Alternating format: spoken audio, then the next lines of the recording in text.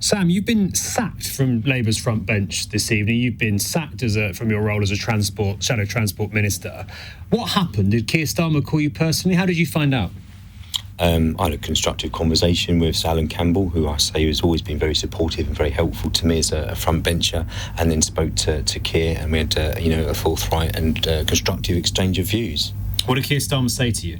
Look, it wouldn't be fair for me to go into that conversation, but obviously from his point of view, he thought that, I'd overstepped the mark, I'd broken the kind of collective positions that he wanted to agree. I put a different view forward, as you might imagine. And this was because you joined the picket line and the RMT strike this morning? It's the RMT and TSSA. I was a former trade union officer with the TSSA, so people I known for many, many years were on strike today, ticket office staff. So for me, it was going to be very difficult to avoid this one. I think that, the Labour Party is born out of the trade union movement. And if we're not able to show solidarity and constructive dialogue with trade unions, then I think we have a real problem. The reality is that, the country is going to become almost ungovernable over the next sort of 6 to 8 months as industrial disputes just break out all over, from barristers to doctors to nurses to lecturers. The reality is if we had a Labour government, that wouldn't be happening. We would be able to actually be on a table with trade unions, have proper constructive discussions, and actually have an economic agenda that means that people aren't suffering in terms of low pay in the way that they are. Because, look, there's a lot of myths often put out in the media about, sort of striking rail workers. The reality is that most of the workers today, if they're in ticket offices, so TSSA staff, probably on £25,000, perhaps even less in some sort of train operating companies, and RMT, the track maintenance staff and the safety critical staff, again, £25,000 to £30,000. These are not massive sums of money, decent wages, sure, but they're not huge sums of money by any stretch of the imagination. So for these people to choose to have, foregone a day's pay, and on several occasions, these are people who will also be struggling like every other person is in the country to put food on the table, to pay their energy bills and to, fill up the fuel to go into a car. Keir Starmer says Labour needs to look like a government, your party needs to look like a government in waiting, and that people in government don't go and stand on picket lines. Do you see where he's coming from on this? He's got a point, I think hasn't he? People in government do, because if we were in government, we would be sitting around that table, whether it be with Network Rail, whether it be with the train operating companies, as Grant Shapps full well knows, we would be saying, look, these are the parameters, these are the flexibilities you can have to come to a negotiated settlement. So we wouldn't need to be on the picket lines because the picket lines wouldn't be taking place. I think it's wrong to say that any Labour politician, whether it be a councillor, whether it be an MP, whether it be a shadow minister, shouldn't be showing solidarity. And I think that we're going to see that hit breaking point over the next few months as many other MPs who come from trade union backgrounds and represent, not just constituencies, but constituencies of support more broadly in the country, are going to be faced with a choice of doing nothing, saying nothing, or backing the people that they are, really kind of, I suppose, responsible in some ways for having supported them into Parliament to represent, collective views of the trade union movement. And I think that if this isn't tackled properly, there's going to be a real danger that things, it won't just be me that's sacked. I think you'll see dozens and dozens of shadow ministers sacked across the whole country. Absolutely. How upset, how angry are some of your colleagues about the position that your party? I've just fielded phone calls from 7 different general secretaries, all Labour affiliated, one not Labour affiliated. Those general secretaries are absolutely fuming about what has happened today.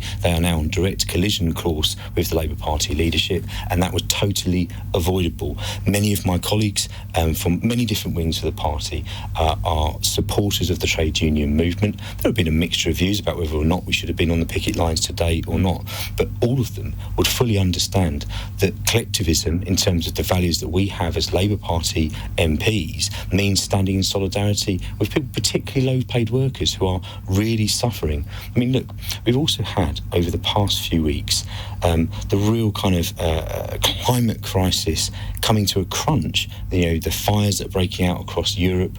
In my neighbouring constituency, John Cruddas' seat, a whole range of houses were burnt to the ground, all because we haven't had any rain in London for the best part of 2 months. We can't credibly say we want to form a government if we don't have a plan to tackle the climate crisis. Tackling the climate crisis means getting people out of planes and onto trains, out of private vehicles, stopping and put fuel in the petrol pump and onto public transport. And we need a credible plan to do that. Now, I've advocated a credible plan for that. This past week, we couldn't even be clear about our public ownership plans, whether it be for municipal buses or for rail. So your issue with Keir Starmer is not limited to these strikes. You think he's got it wrong across the board on issues like rail nationalisation?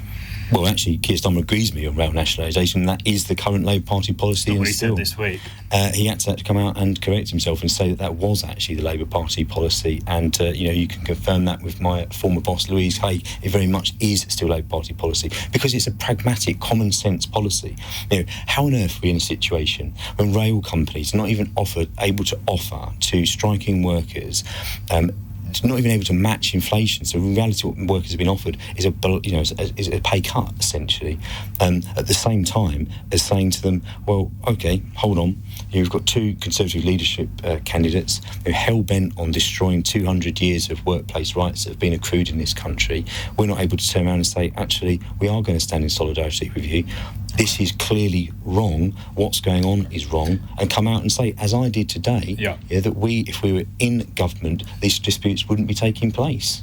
What did you say, Sam, when you spoke to Keir Starmer today? Were these the points you were making to him? What did you say to him?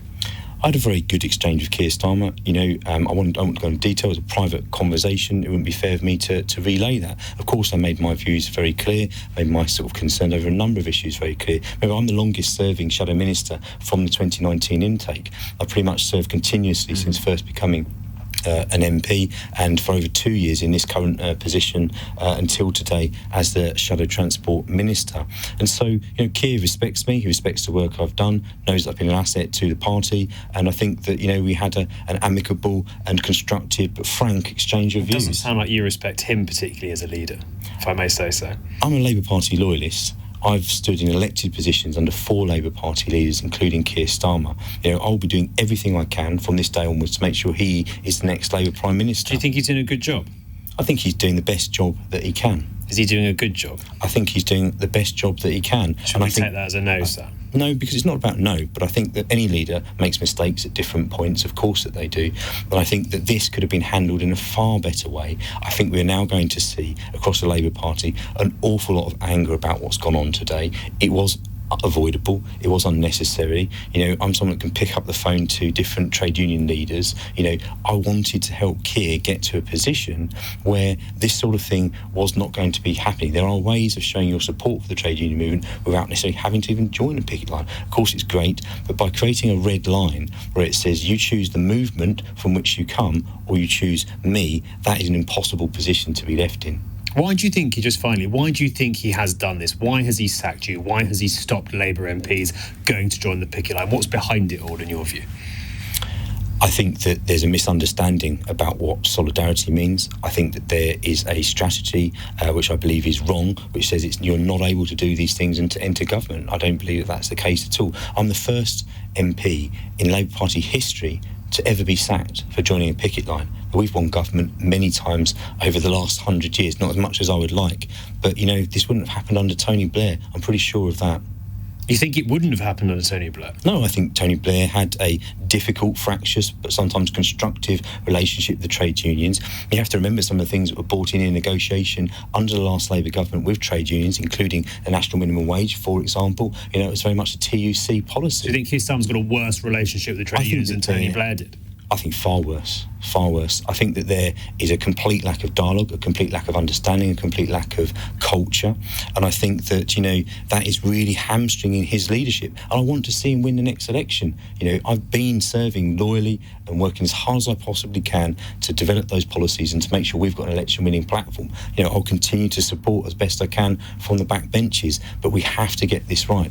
The Labour Party is just not MPs. It is a wider movement of people across the country, and that's what makes us so different from the Conservatives, because when we're in power, the whole country is going into power, not just an elite. This is actually about a movement of people and the policies that we have that are born out of that.